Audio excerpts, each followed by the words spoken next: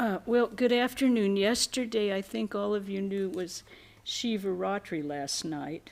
So we were up here in the temple until about 11:30. And today, Friday, will be Ramakrishna's Puja, birthday celebration.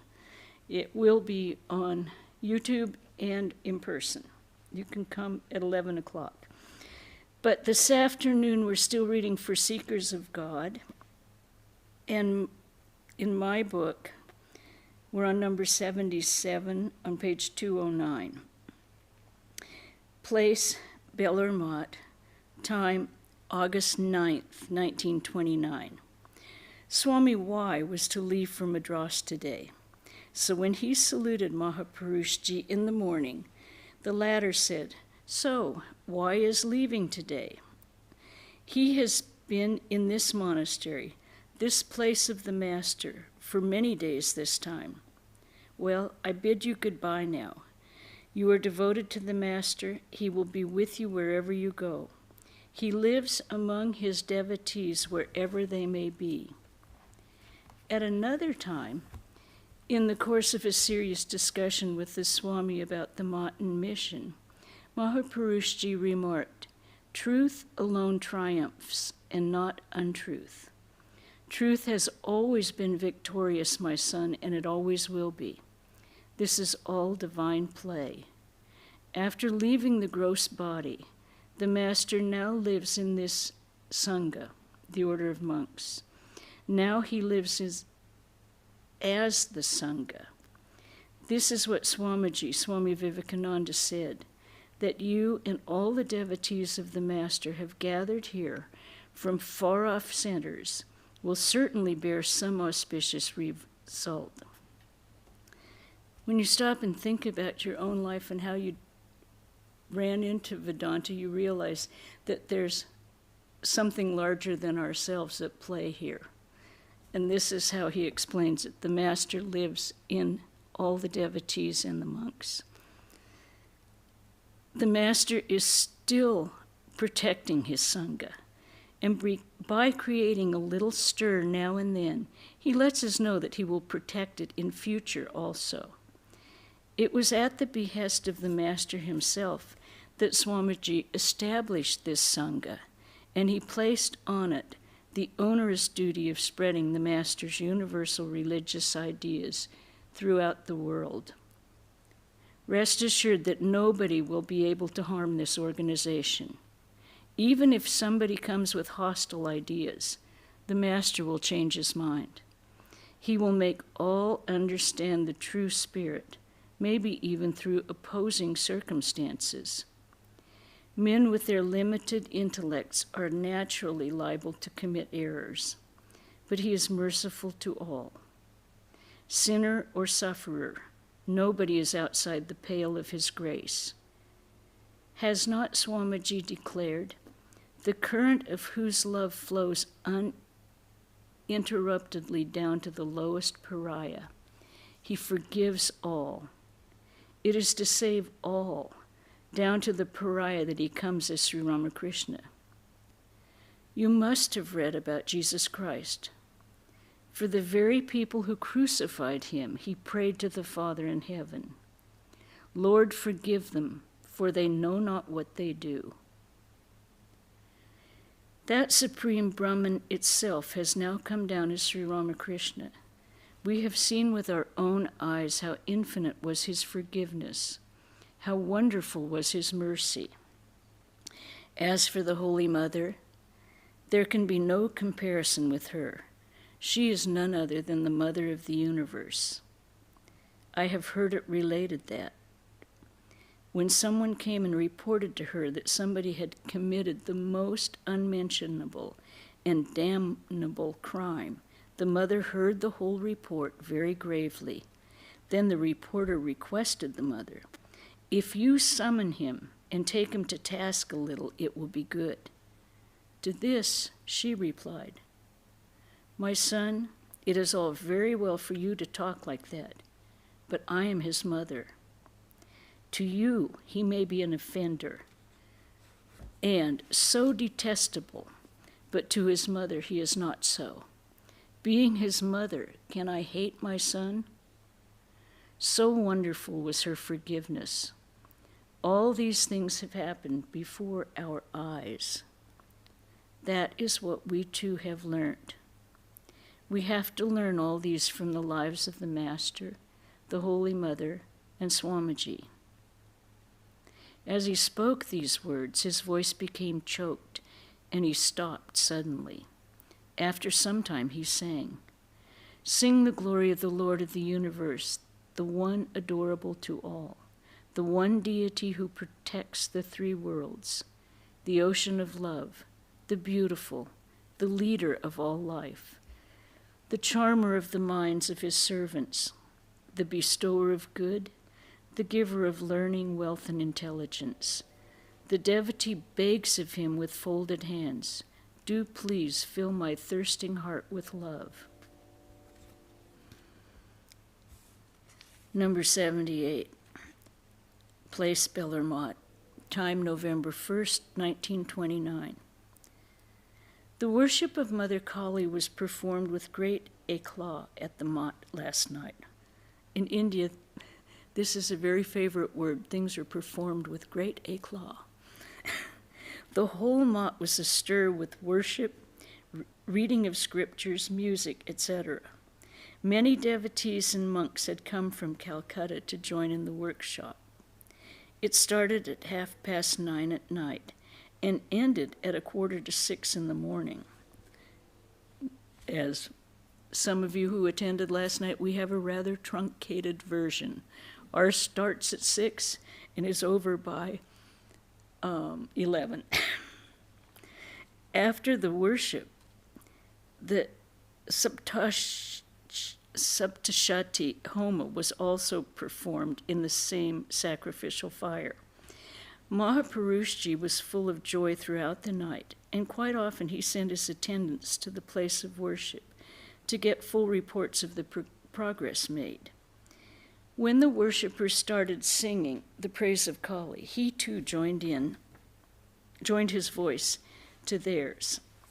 When they sang, "Who indeed cares for all Gaya, Ganga, Prabhas, etc.?" Those are the places of worship. "If one's last breath is drawn in the name of Kali," he remarked, the Master sang this song quite often. He himself sang the whole of it along with the chorus singers. In the meantime, he was seated in his own room. The sannyasins and brahmacharins came there one by one to pay their respects to him. He was still full of the joy of the previous night's worship. That joy expressed itself through his every word and act. A little later, the Divine Mother's prasad was brought in for him. At this, he was extremely happy. But he remarked with some merriment, "I can take nothing of this. The mere sight must be enough for me." With this, he just touched each thing with the tip of his finger, and then tasting it thus, he said, "Fine, the offering to the Mother has been well made." When the attendant moving the dish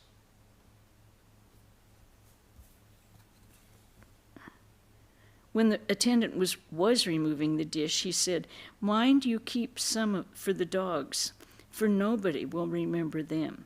They too expect something. It will give them great joy." Then he started calling his dog, "Kello, Kello."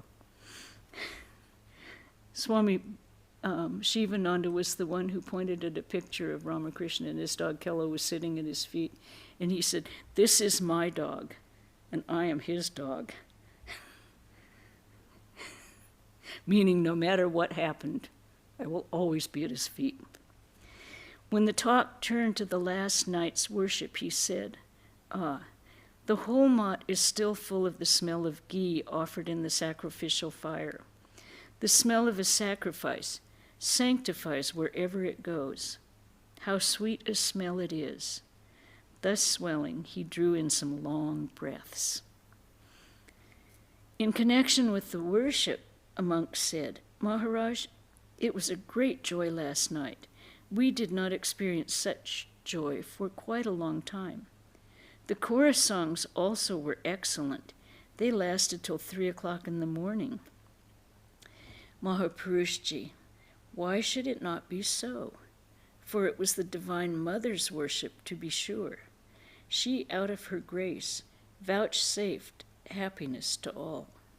She herself was personally present to accept the worship. She is no ordinary mother. She is the mother worshipped by the Master. The Master himself worshipped Mother Kali. The mother called Mother that very being which the Vedas declare as truth, knowledge, infinite Brahman, which the dualists call God, the Shaktas call Shakti, the Vaishnavas call Vishnu, and the Shaivas call Shiva. As a result of the worship of that mother herself, the Master was blessed with all kinds of realization. He attained perfection in all the modes of divine communication: dualistic, qualified non-dualism, non-dualistic, and so on. The worship performed here has no parallel. Here the worship is done by the monks and devotees through their devotion. Those who have wealth can perform their worship with great pomp by spending thousands of rupees. But such devotional worship as here you will not find elsewhere. Here it was performed with heart and soul by pure-minded sannyasins and brahmacharins. How intense was their sincerity, and how deep their devotion. Mother is much pleased thereby. Most people worship her with some ulterior motive. How many are there who worship her without any motive, out of pure devotion alone? Here, none has any selfish desire, any ulterior motive. The worship here is merely for the pleasure of the Divine Mother. And along with that, how much of japa meditation, reading from scriptures, and singing has been accomplished. While the pure-hearted sannyasins and brahmacharins themselves made all the arrangements for the worship. You cannot find such a thing anywhere else, my son. Such perfect and sattvika worship is rare in the world. It was now about 10 o'clock in the morning. A woman devotee came. She was an initiated disciple of Mahapurushji. She bowed down at his feet and inquired about his health. In answer, he said, "No, my daughter, my health is not good. In fact, it is very bad. It is becoming worse with the passage of time. For after all, the body has its own law to follow, and this body has grown pretty old. Now it will gradually get destroyed."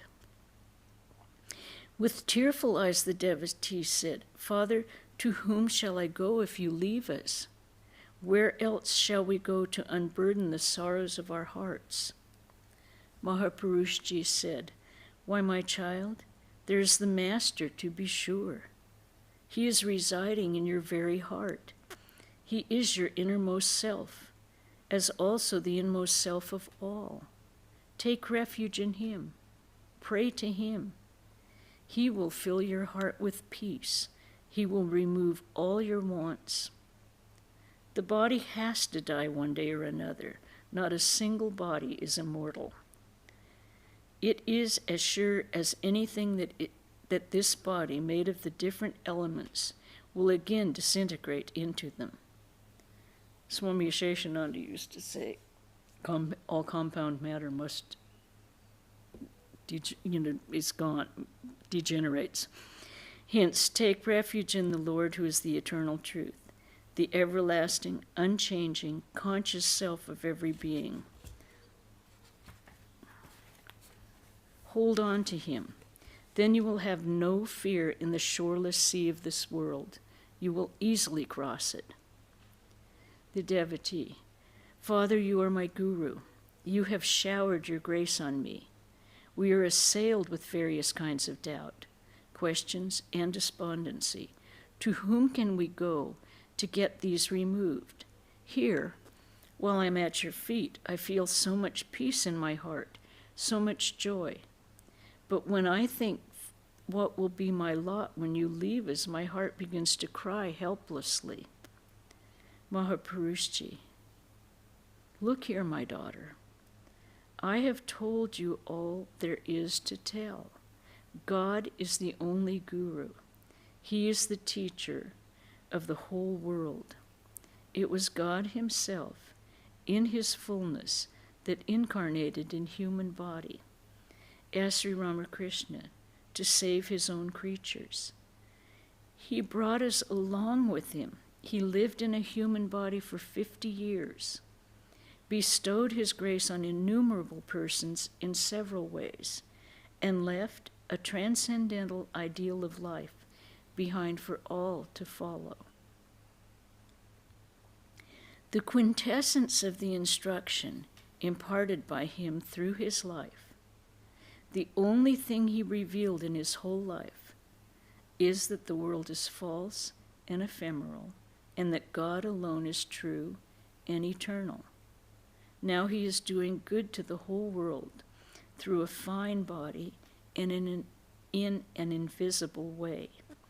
He reveals himself even today to those devotees who call on him earnestly, and he blesses them in 1,000 ways. It is he who has kept us in these physical bodies. When these bodies die, we too shall get united with God in our fine bodies and shall live in union.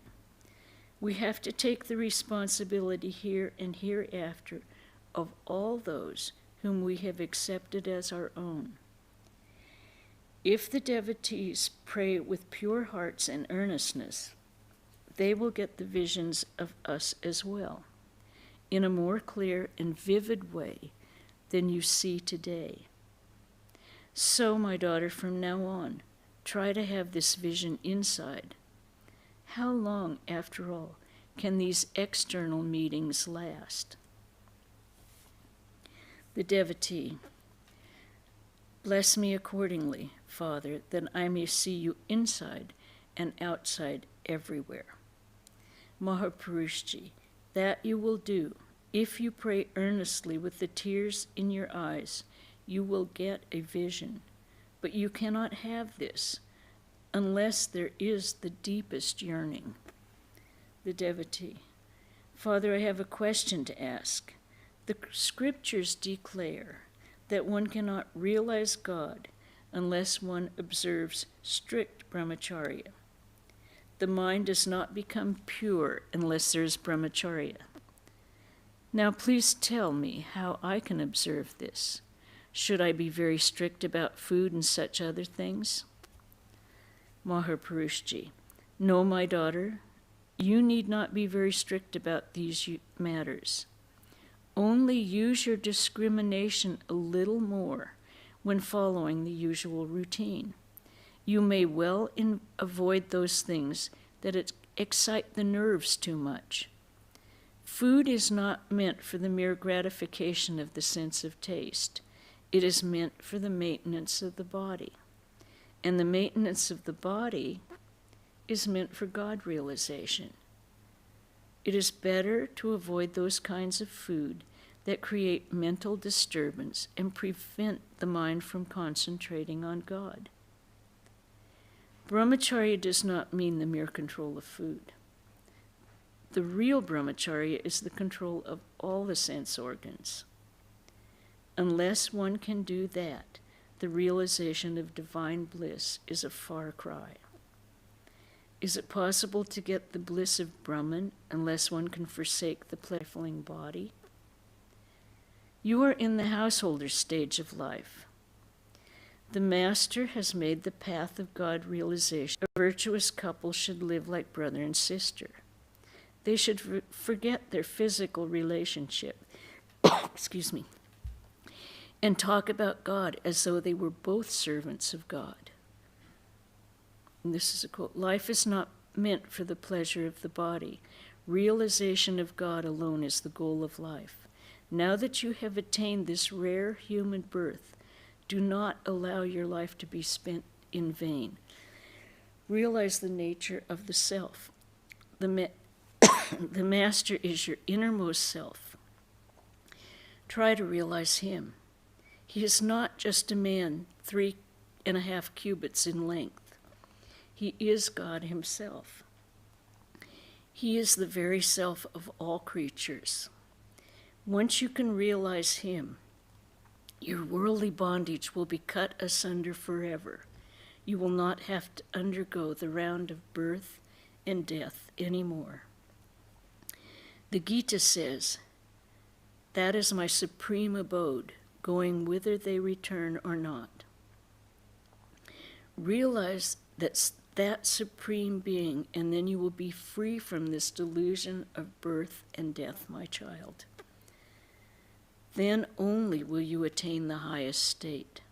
It is only by realizing him that one gets rid of all passions and desires, attains fullness, and becomes the self itself. Having obtained which, a man regards no other acquisition as superior to that. Excuse me, I need a drink of water. I've got something in my throat.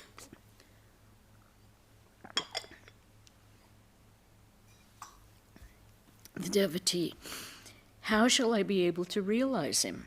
Mahapurushji, the master used to say God can be realized when all the three types of longing become united in one.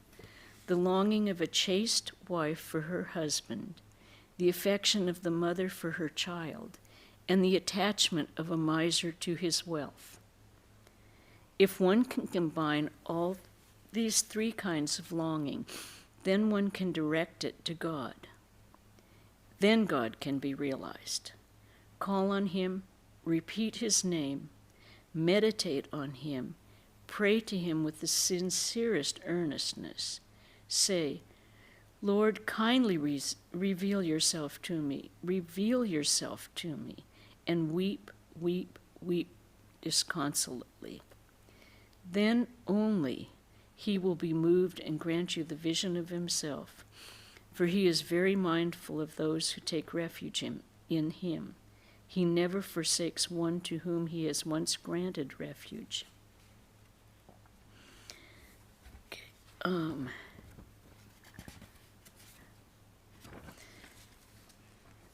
Next meeting.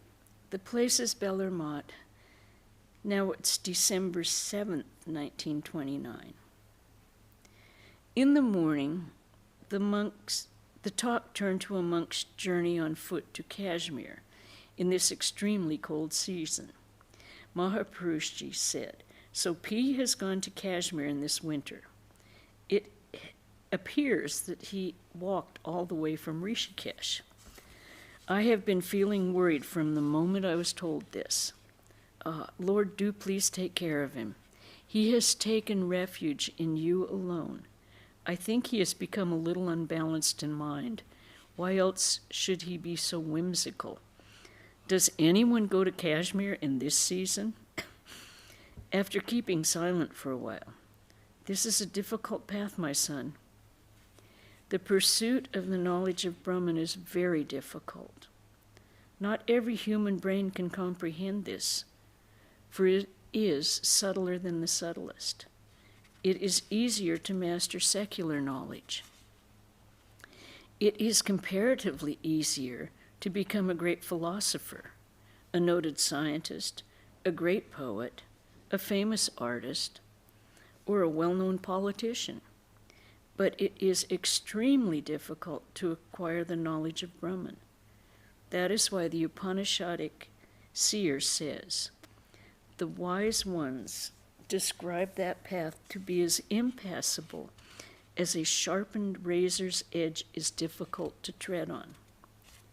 Those who do not tread this path cannot even guess how difficult it is.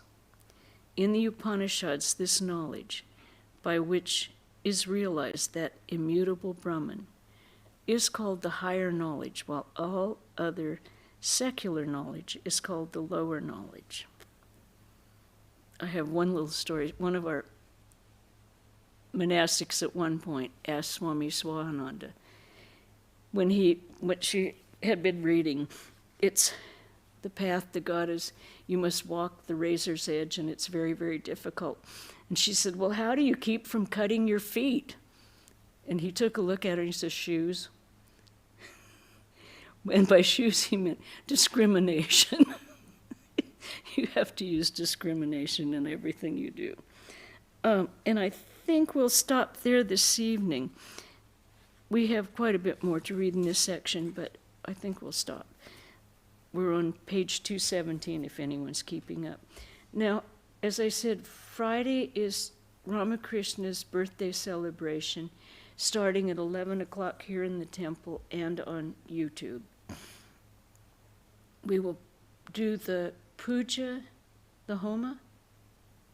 It'll be on YouTube also? Yes. Yeah, homa fire will be on YouTube. For those of you that are new, the puja takes place here in the temple at 11. Then about 12:45 we move up to the pavilion, which is the building behind the bookstore. And that's where the homa fire is performed. Then at about 1:30, we all come down to the convent. We're going to move you around the property and have prasad, the lunch, the food that has been offered in the puja. And you're welcome to attend. Saturday, we will have the gospel reading of Sri Ramakrishna at 5 o'clock. Sunday, the lecture will be on faith is life, doubt is death. And if anyone has any question that they wanted to ask about the book or what we're reading, we are getting closer to the end. And I hope our next book will be Spiritual Treasures, Swami Turiyananda, that was written by Swami Chaitanananda. Okay. And if there are no questions or comments, then we'll end with a short chant. Om Shanti Shanti Shanti Hari Om Tat Sat Sri Ramakrishna Arpanamastu.